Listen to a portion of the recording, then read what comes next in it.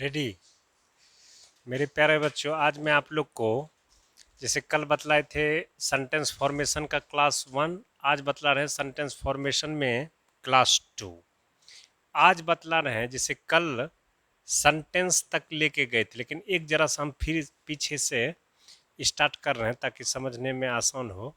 Simple sentence, compound sentence, complex sentence, sentence formation बता रहे हैं। अब हमको सिंपल सेंटेंस बनाना है, कंपाउंड सेंटेंस बनाना है, कॉम्प्लेक्स सेंटेंस बनाना है।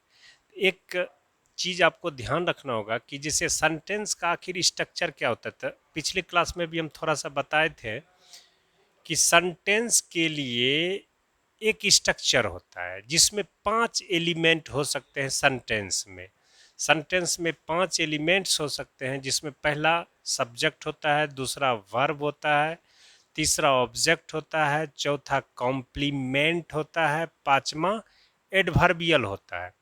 अब जैसे बोलिएगा कि एक सेंटेंस में ये सब एलिमेंट क्यों बोलते हैं, तो एक तरह से आपको इस सारा एलिमेंट को समझने के लिए थोड़ा सा आसान तरीके से अगर समझना चाहिएगा, तो भाषा या सेंटेंस बनने के लिए हम सारा WH वर्ड को अगर थोड़ा सा गौर करें तो सबका समझने में आसान लगेगा कि सारा एलिमेंट आपको क्लियर होगा। जैसे हु, व्हाट अगर बोलते हैं तो इससे सब्जेक्ट पता चलता है। हुम व्हाट बोलते हैं वर्ब के साथ तो इससे ऑब्जेक्ट पता चलता है। व्हाट अगर बोलते हैं और हाउ प्लस नाउन अगर बोलते हैं तो इससे कंप्लीमेंट पता चलता है। वेयर बोलते हैं तो इससे प्लेस का सेंस आता है, और व्हेन बोलते हैं तो इससे टाइम का सेंस आता है। हाउ प्लस वर्ब बोलते हैं तो इससे मैनर का सेंस आता है, ठीक। और व्हाई बोलते हैं तो इससे काउज का सेंस आता है। फॉर विच बोलते हैं तो इसका पर्पस का सेंस आता है। और सब भी होता है, लेकिन उतना ज़्यादा अभी ध्यान नहीं देना है, पहले बेसिक चीज़ सीखना है। तो एक तरह से एक सेंटेंस जब हम बनाते हैं तो सारे WH वर्ड जो होते हैं उससे एक सेंटेंस बनाने में हमको मदद आता है। और जैसे कोई सेंटेंस बनाना स्टार्ट करते हैं तो उसमें WH वर्ड से ही हम सारा एलिमेंट डिसाइड कर सकते हैं कि कौन क्या कहलाएगा। तो जैसे अगर हम बोलेंगे रावण, सॉरी, राम किल्ड रावण, अगर ये एक सेंटेंस हम लिखते हैं तो जैसे पूछेंगे हु किल्ड, तो इसका मतलब जवाब आ जाएगा राम। और हुम किल्ड यानी किसको मारा, तो इसका जवाब आ जाएगा क्या चीज़, रावण। तो इस तरह से राम हु हो गया तो इसका मतलब ये सब्जेक्ट हो गया, और किसको यानी रावण को तो ये क्या हो गया, ऑब्जेक्ट। और किल्ड क्या है, वर्ब है। किल्ड मतलब क्या होता है, मारना, तो इसका मतलब स्वाभाविक है किसने मारा और किसको मारा। तो आप लोग बच्चा में भी पढ़े होंगे कर्ता ने कर्म को, यानी किसने और किसको। एक तरह से ये सेंटेंस एक तैयार जो हुआ, तो इसमें हम दो एलिमेंट यूज किए हैं, एक सब्जेक्ट और ऑब्जेक्ट, और वर्ब तो हर सेंटेंस में रहेगा। तो अब ये ध्यान रखना है कि एक सेंटेंस जो है उसमें सब्जेक्ट कैसे पहचानेंगे और ऑब्जेक्ट कैसे पहचानेंगे। तो किसने बोल के हम सब्जेक्ट को पहचान सकते हैं और किसको बोल के हम ऑब्जेक्ट पहचान सकते हैं। लेकिन अब थोड़ा सा वहीं पर ध्यान रखना है कि अगर वहीं पर कोई थिंग्स आ जाए, जैसे ये पर्सन है, तो किसको तब बोलना चाहिए जब कोई पर्सन है। तो अब जैसे वहीं पर हम लिखते, अगर मान लीजिए राम साव, राम ने देखा, ठीक। अगर हम यहाँ पर बोलते हैं जैसे राम ने देखा तो राम साव, तो जैसे किसको हुम अगर बोलते हैं तो इसका मतलब यहाँ पर पर्सन आ जाएगा, और वहीं पर व्हाट अगर बोलते हैं तो वहाँ पर क्या आ जाएगा, थिंग। तो ये ध्यान रखिए कि अगर हम लिखते हैं कि राम साव, राम ने देखा, तो जैसे बोलते हैं मोहनलाल, मोहन को देखा या मोहनलाल को देखा, तो यह पर्सन हो गया। अब वहीं पर राम साव एक गन देखा, ठीक। तो इसका मतलब ये ऑब्जेक्ट दोनों है, लेकिन ये थिंग है और ऊपर वाला क्या है, पर्सन है। तो एक चीज ध्यान दीजिएगा कि अगर हुम बोलते हैं तो पर्सन के लिए बोलते हैं, और व्हाट बोलते हैं तो वो थिंग के लिए बोलते हैं, ठीक। अब ये दोनों समझ गए आप लोग। तो एक सेंटेंस में कितने एलिमेंट हो सकते हैं? तो 5 एलिमेंट हो सकते हैं, जिसमें आपको सब्जेक्ट और वर्ब और ऑब्जेक्ट, ऑब्जेक्ट के जगह पर पर्सन भी हो सकते हैं, थिंग भी हो सकते हैं। थिंग होगा तो व्हाट बोलना चाहिए, और पर्सन होगा तो हुम बोलना चाहिए। ठीक, इस तरह से सेंटेंस में 5 एलिमेंट में 2 एलिमेंट सब्जेक्ट ऑब्जेक्ट, और एक चीज ये भी ध्यान रखना है कि आगे में जो होगा वो सब्जेक्ट होगा और वर्ब के बाद जो आएगा वो ऑब्जेक्ट होगा। ठीक, अब इससे आगे चलते हैं। तो एक सेंटेंस जो बनाएंगे तो उसमें हम सेंटेंस में सब्जेक्ट डालेंगे, वर्ब डालेंगे, ऑब्जेक्ट डालेंगे। एक चीज और गौर करना होगा कि थोड़ा सा वर्ब का स्ट्रक्चर भी जानना होगा कि वर्ब किस तरह का है। तो थोड़ा सा देखिए, वर्ब जो है वो 3 तरह का होता है। एक वर्ब होता है ट्रांजिटिव वर्ब, एक वर्ब होता है इंट्रांजिटिव वर्ब। ठीक, एक वर्ब और होता है लिंकिंग वर्ब। हालांकि लिंकिंग वर्ब भी फिर 2 तरह के होते हैं। ट्रांजिटिव ये भी हो सकता है, ये वर्ब भी क्या हो सकता है, इंट्रांजिटिव हो सकता है। तो अब जैसे देखिए, वर्ब ट्रांजिटिव होगा, टी आर भी लिखे हैं यानी transitive, I N T R भी लिखे हैं, इसका मतलब इंट्रांजिटिव वर्ब। वर्ब 2 तरह के होते हैं, ट्रांजिटिव, इंट्रांजिटिव। फिर एक वर्ब आया लिंकिंग वर्ब। लिंकिंग वर्ब भी फिर ट्रांजिटिव होते हैं और इंट्रांजिटिव वर्ब होते हैं। अब जैसे देखिए, ये जानना क्यों जरूरी है, तो जैसे कुछ इंट्रांजिटिव वर्ब होते हैं जो ऑब्जेक्ट लेता ही नहीं है। ध्यान क्या रखना है आपको कि कुछ इंट्रांजिटिव वर्ब जो होगा उसमें नो ऑब्जेक्ट, यानी वो ऑब्जेक्ट नहीं लेगा।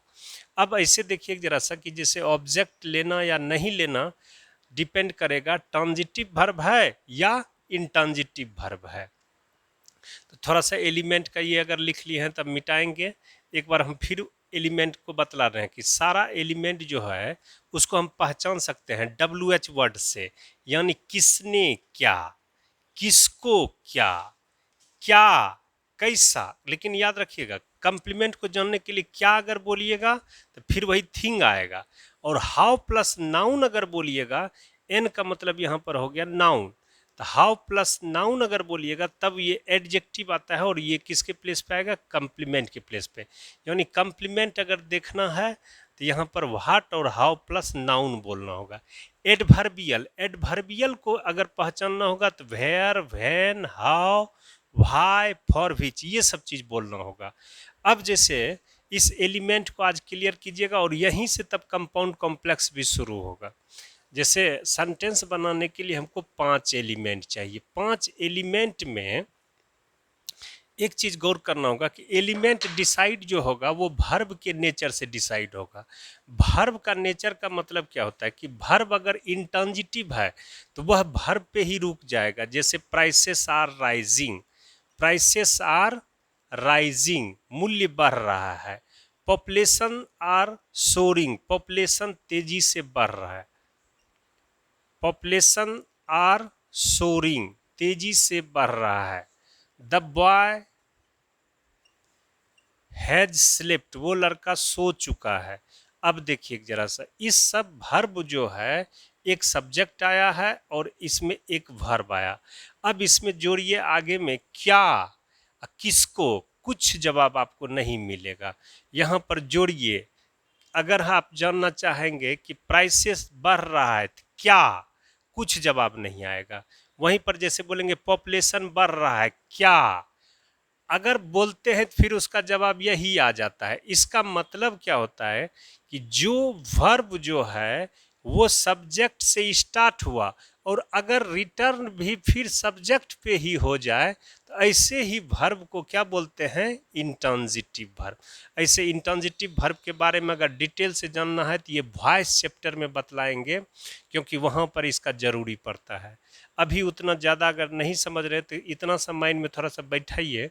हिंदी में आप लोग पढ़े होंगे अकर्मक क्रिया और सकर्मक क्रिया, यानी जो वर्ब सब्जेक्ट से स्टार्ट होके सब्जेक्ट पे ही खत्म हो जाता है, the verb that starts with doer और subject and ends with subject is called intransitive verb.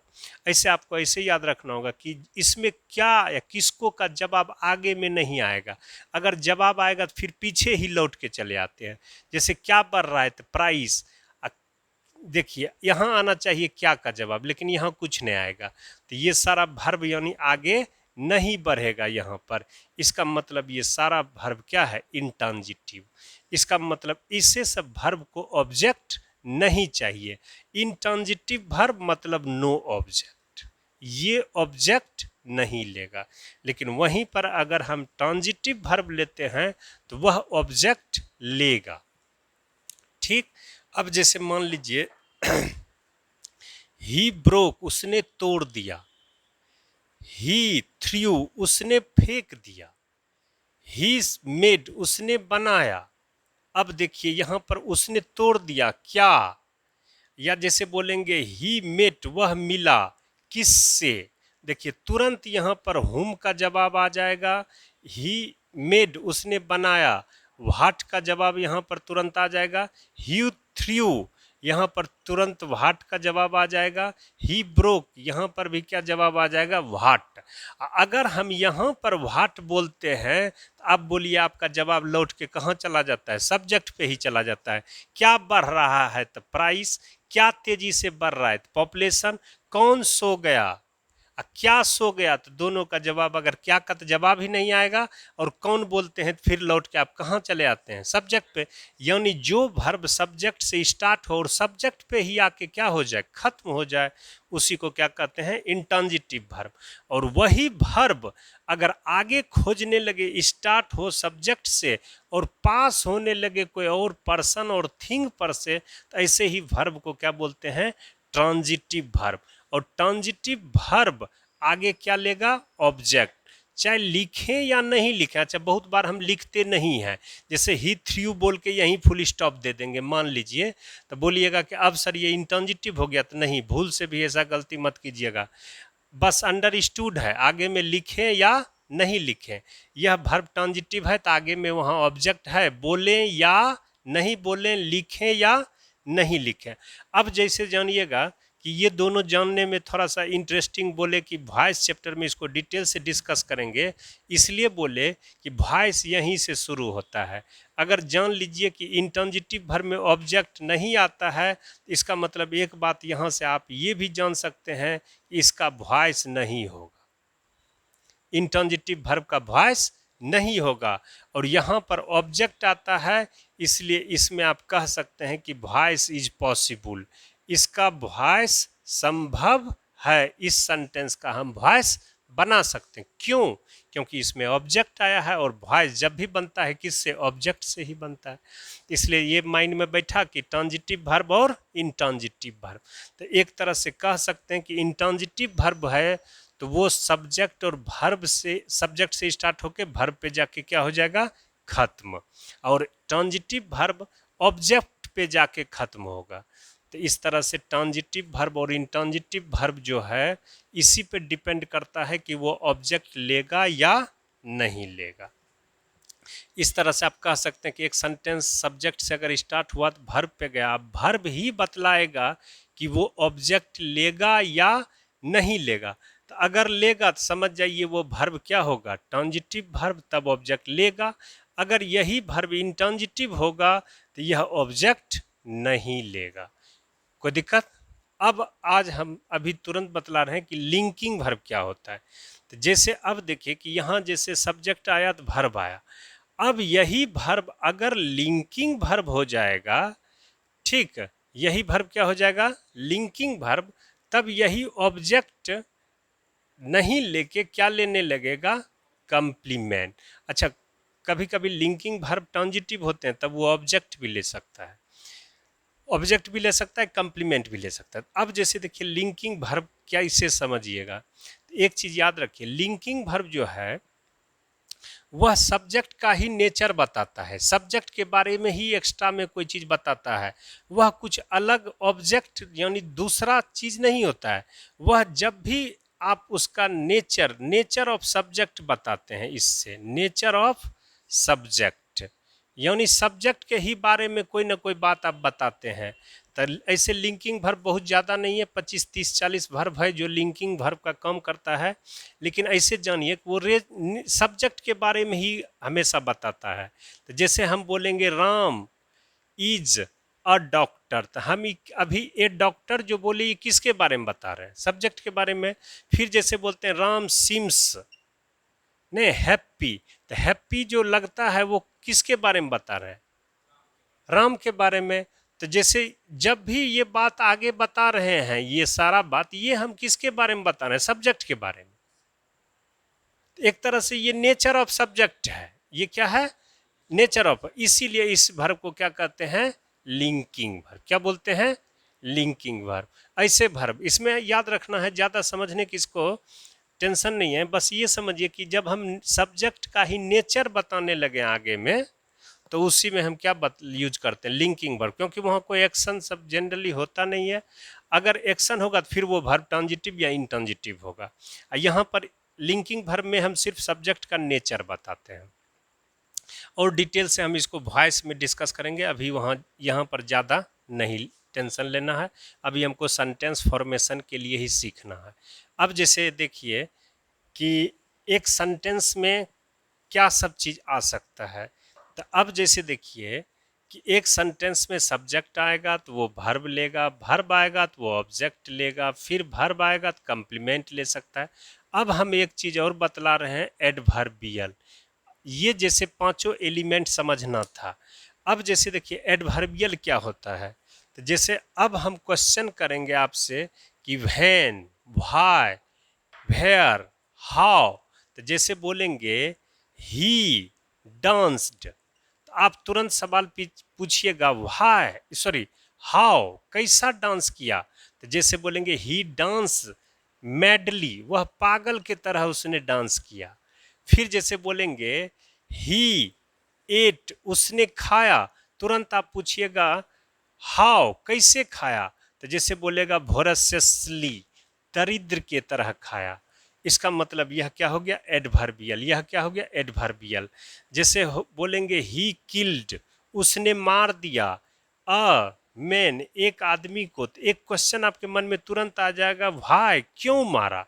तो जैसे बोल देंगे फॉर वेंडेटा, प्रतिशोध यानी बदला लेने के लिए मार दिया। अब जैसे देखिए ये फिर क्या हो गया आपका? एक तरह से व्हेन, व्हाई, वेयर, हाउ, ये सब चीज जो हम जितना जवाब देंगे वो सारा जो होगा वो एडवर्बियल होगा। यानी कि ये क्या हो गया? एडवर्बियल। तो जैसे बोलेंगे he works hard, he works honestly at the factory, he works honestly at the factory. ठीक। For a long time, for a long time. अब जैसे माइंड में ये बैठाइए कि जैसे बोलते हैं काम करता है वह, यानी कौन, तो वह काम करता है। कैसे काम करता है? तो जैसे हाउ, तो ईमानदारी से काम करता है। कहाँ काम करता है?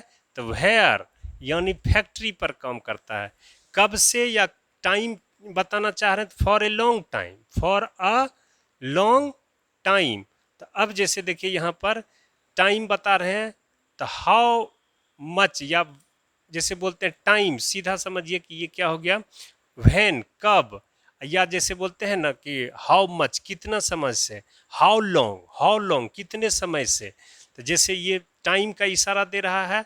या एक तरह से अभी हम थोड़ा सा व्हेन लिख रहे हैं, इसलिए समझने के लिए थोड़ा सा व्हेन ही लिख रहे हैं, इसलिए कि थोड़ा आसान होगा। अब जैसे फॉर ए लॉन्ग टाइम, यानी लंबे समय से काम कर रहा है। कब से कर रहा है? तो लंबे समय से काम कर रहा है, यानी टाइम का इशारा दे रहे हैं। तो एक सेंटेंस में 5 एलिमेंट हो सकता है, और तब वो सेंटेंस क्या हो जाता है? कंप्लीट। अब जैसे देखिए कुछ सेंटेंस आप माइंड में ये बैठाइए कि एक सेंटेंस यहाँ पर आके ख़त्म हो सकता है, एक सेंटेंस यहाँ पे आके ख़त्म हो सकता है, एक सेंटेंस यहाँ पर ख़त्म हो सकता है, एक सेंटेंस ऑब्जेक्ट कंप्लीमेंट दोनों लेके ख़त्म हो सकता है, और एक सेंटेंस एडवर्बियल पे ख़त्म हो सकता है, एक सेंटेंस टोटल एलिमेंट के साथ भी ख़त्म हो सकता है।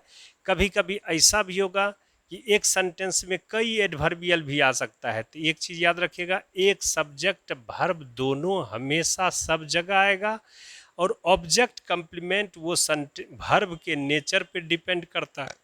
एक चीज़ गौर कीजिए, सब जगह पर सब्जेक्ट वर्ब आ रहा है, लेकिन आगे का एलिमेंट वो वर्ब के नेचर पे डिपेंड करता है कि वो ट्रांजिटिव है, इंट्रांजिटिव है। और आप कितना चीज़ पूछना चाह रहे हैं, व्हाई, व्हेन, वेयर, हाउ सब अगर पूछते हैं तो उस सेंटेंस में एडवर्बियल का प्लेस, एडवर्बियल के जगह पर वो आते चला जाता है। और ये याद रखिएगा थोड़ा सा कि ये मोर देन वन हो सकता है, मोर देन वन हो सकता है एडवर्बियल। इस तरह से एक सिंपल सेंटेंस बन के आपका तैयार हो गया। तो यानी एक तरह से आप कह सकते हैं कि एक सिंपल सेंटेंस बनने के लिए 5 एलिमेंट होता है, जो आने के बाद वो सेंटेंस आपका क्या हो जाता है, कंप्लीट।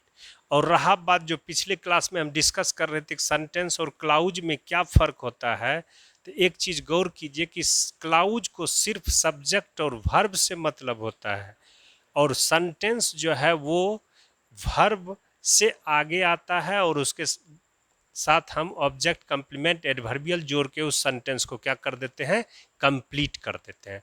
और इस तरह से वो सिंपल सेंटेंस बन के तैयार हो गया। अब आज हम आपको फिर बतला रहे हैं कि कंपाउंड सेंटेंस और कॉम्प्लेक्स सेंटेंस कैसे बनाते हैं।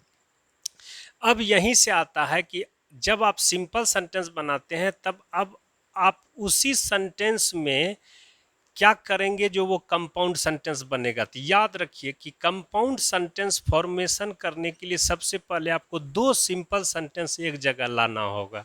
यानी 2 सिंपल सेंटेंस आप एक जगह जैसे ला दिए, और इस दोनों को एक कंजक्शन से जोड़ देंगे, और यही तरह से जोड़ेंगे कि दोनों तरफ जो है कंजक्शन के दोनों तरफ सेम चीज होना चाहिए।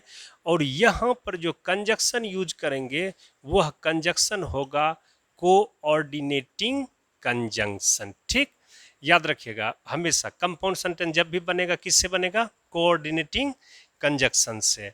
और कंजक्शन कोऑर्डिनेटिंग होगा तो याद रखिएगा कि इस कंजक्शन में दोनों तरफ सेम आएगा। चाहे वो सब्जेक्ट है तो सब्जेक्ट दोनों तरफ सेम आएगा, ऑब्जेक्ट है तो ऑब्जेक्ट दोनों तरफ सेम आएगा, कंप्लीमेंट है तो कंप्लीमेंट दोनों तरफ सेम होगा। और इसमें कंजक्शन क्या होगा, तो हमेशा कोऑर्डिनेटिंग कंजक्शन रहेगा। जैसे देखेंगे कि Ram and Mohan are playing. तो अब देखिए एक जरा सा कि यहाँ पर दोनों तरफ देखिए सब्जेक्ट लिए, सब्जेक्ट दोनों तरफ आ गया, और ये बीच में क्या हो गया, कंजक्शन। अब फिर वहीं से देखिए ऊपर थोड़ा सा मिटाते हैं।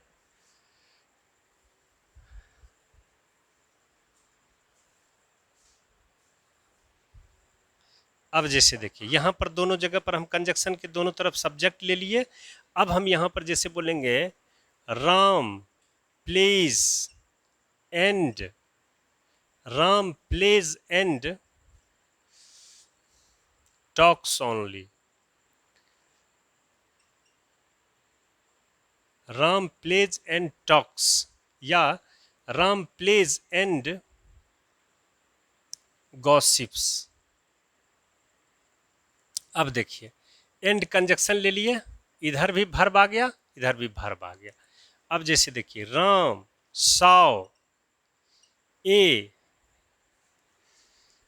saw a snake and a goose। Ram ने देखा, क्या देखा, एक सांप देखा, एक गूज देखा। अब ये ऑब्जेक्ट हो गया, ये ऑब्जेक्ट हो गया, ये क्या हो गया, सब्जेक्ट, ये क्या हो गया, वर्ब। तो अब आप समझ गए होंगे कि एक तरह से कोऑर्डिनेटिंग कंजक्शन होगा तो दोनों तरफ सेम चीज होना चाहिए, और उसमें कंजक्शन क्या होना चाहिए, तो कोऑर्डिनेटिंग कंजक्शन होना चाहिए। याद रखिएगा कंजक्शन 2 तरह के होते हैं, और वही कंजक्शन पे ही डिपेंड होगा कि सेंटेंस कंपाउंड होगा या कॉम्प्लेक्स। तो अब हम पहचानने बोलेंगे कि कंपाउंड सेंटेंस है या कॉम्प्लेक्स सेंटेंस है, तो आप ये याद रखिएगा कि सबसे पहले कंजक्शन गौर करना है और कंजक्शन के दोनों तरफ क्या है वो गौर करना है। कंजक्शन कहीं भी हो सकता है, लेकिन याद रखिएगा कंजक्शन के दोनों तरफ सेम होना चाहिए। तो इस तरह से कंपाउंड सेंटेंस बनेगा। और कंजक्शन कैसा होगा? तो कोऑर्डिनेटिंग कंजक्शन। अब हमको रहा बात कॉम्प्लेक्स सेंटेंस बनाने का। तो अब जैसे देखिए कॉम्प्लेक्स सेंटेंस का क्या नेचर होगा, स्ट्रक्चर। तो कॉम्प्लेक्स सेंटेंस में एक पहले मेन सेंटेंस हमको ले लेना है, ठीक, और दूसरा सेंटेंस को इसका किसी एलिमेंट पे रख देना है। दूसरे सेंटेंस को कहाँ रख देना है? इसके किसी न किसी एलिमेंट पे, यानी एक सेंटेंस इसका दूसरा एलिमेंट बन जाएगा। ये सबसे समझने वाला बात है। और इसमें जो कंजक्शन यूज करेंगे, याद रखिएगा इसमें सब ऑर्डिनेटिंग कंजक्शन यूज करेंगे। क्या यूज करेंगे? सब ऑर्डिनेटिंग कंजक्शन। अब जैसे देखिए जरा सा, दोनों में फर्क क्या होगा कि उसमें कोऑर्डिनेटिंग कंजक्शन, इसमें सबऑर्डिनेटिंग कंजक्शन। उसमें दोनों तरफ इक्वलिटी होना चाहिए, इसमें इक्वलिटी होने का कोई सवाल ही नहीं आता है। इसमें कभी इक्वल नहीं होगा। क्यों? क्योंकि एक इसमें क्या होगा कि एक प्रिंसिपल क्लाउज हो जाएगा, बीच में कंजक्शन आ जाएगा और इधर सबऑर्डिनेट क्लाउज हो जाएगा। इसलिए दोनों में इक्वलिटी होने का कोई सवाल ही नहीं आएगा। और वहीं पर उसमें क्या होता है कि दोनों प्रिंसिपल क्लाउज होता है। याद रखिएगा वहाँ पर ऐसे कंपाउंड कॉम्प्लेक्स में बहुत बेसिक अंतर है जो कंजक्शन चैप्टर में पढ़िएगा। लेकिन अभी हम सिर्फ बेसिक सेंटेंस बनाने के लिए बेसिक चीज़ बतला रहे हैं, इसमें उतना ज़्यादा डिटेल से हम नहीं बता पाएंगे, ये सब आगे पढ़ाएंगे कंजक्शन चैप्टर में। अब जैसे देखिए हमको कॉम्प्लेक्स सेंटेंस बनाना है, जैसे बोलेंगे ही सेड, उसने कहा। तो अब जैसे देखिए क्या कहा, तो यहाँ पर क्या आ जाएगा? ऑब्जेक्ट। इसका मतलब अब जो सेंटेंस रखेंगे इसमें कोई भी, वह किसके प्लेस पे आ गया? ऑब्जेक्ट के प्लेस पे। तो जैसे बोलेगा he said that he was innocent, वह निर्दोष था, उसने कहा कि वह निर्दोष था। तो अब जैसे देखिए ये सेंटेंस जो बन गया, ये सब्जेक्ट हो गया। किसने कहा? तो उसने कहा। क्या कहा? क्या कहा? तो यही बात कि वह इनोसेंट था। इसका मतलब इस जगह ऑब्जेक्ट के जगह पर एक सेंटेंस हम रख दिए। और इसका स्ट्रक्चर अगर कहिएगा तो ऐसे हो गया, सब्जेक्ट वर्ब कंप्लीमेंट, यानी एक सेंटेंस इसके ऑब्जेक्ट के प्लेस पे आ गया। अब देखिए हम दूसरे प्लेस पे लाते हैं, जैसे बोलेंगे ही रिटर्न्ड, वह लौटा, ठीक। व्हेन, अब जैसे बोलेंगे व्हेन आई फोन्ड हिम, जब मैंने उसे फोन किया तब वह लौटा। तो इसका मतलब कब लौटा? तो जब मैंने उसे फ़ोन किया। तो इसका मतलब ये व्हेन का जवाब दे रहा है, व्हेन का जवाब दे रहा है, तो इसका मतलब ये क्या हो गया? एडवर्बियल हो गया। तो ये क्या हो गया? सब्जेक्ट। ये क्या हो गया? वर्ब। और ये किसके प्लेस पे आ गया? एडवर्बियल के प्लेस पे। अगर कहिएगा तो इसका स्ट्रक्चर कैसे बना? तो ऐसे बन गया, सब्जेक्ट वर्ब एडवर्बियल, और इस जगह पर फिर आपका आ गया एक सब्जेक्ट एक वर्ब और ये क्या गया? ऑब्जेक्ट। और इस तरह से एक स्ट्रक्चर। देखिए यही चीज़ है, एक बेसिक डिफरेंस है कंपाउंड और कॉम्प्लेक्स सेंटेंस में, कि कंपाउंड कॉम्प्लेक्स सेंटेंस जो है इसमें कंजक्शन से भी हम पहचान सकते हैं। और एक चीज़ ध्यान रखना कि इसमें एक मेन सेंटेंस जो है उसका कोई ना कोई एलिमेंट बना देंगे दूसरे सेंटेंस को। क्या बना देंगे? दूसरे सेंटेंस को उसका एलिमेंट बना देंगे। अब देखिए क्या कंजक्शन के दोनों तरफ सेम हुआ? इधर सब्जेक्ट हो गया, इधर क्या आ गया? वर्ब। ऐसे भी समझ सकते हैं। यही कंपाउंड कोऑर्डिनेटिंग कंजक्शन रहता, दोनों तरफ क्या होता? सेम हो जाता। और इस तरह से ये क्या हो गया? Complex sentence. तो आज हम आप लोग को 2 वीडियो दिए जिसमें बेसिक चीज़ बतलाए इसके अंदर, कि एक complex sentence, simple sentence, compound sentence कैसे फॉर्म करेंगे। इसमें आपको बेसिक क्लास के तौर पे ये आपको हमेशा पहचानना पड़ेगा कि सेंटेंस में वर्ड कौन कौन सब है, फ्रेज कौन सब है, क्लाउज क्या सब है, सेंटेंस वो सिंपल है, सेंटेंस वो कंपाउंड है, सेंटेंस वो कम्प्लेक्स है, ये पहचानना होगा। ये पहचानने के बाद आपको आगे सब चैप्टर में इसका जरूरी होगा, जो पढ़ने में अच्छा लगेगा। और थोड़ा सा हम बताते हैं स्ट्रक्चर पे, तो ये चीज़ इस पे हम बोलेंगे तो उस समय समझने में आपको आसान लगेगा। इसलिए इस वीडियो को थोड़ा सा गौर से ध्यान कीजिएगा, समझिएगा। अच्छा लगेगा। Thank you.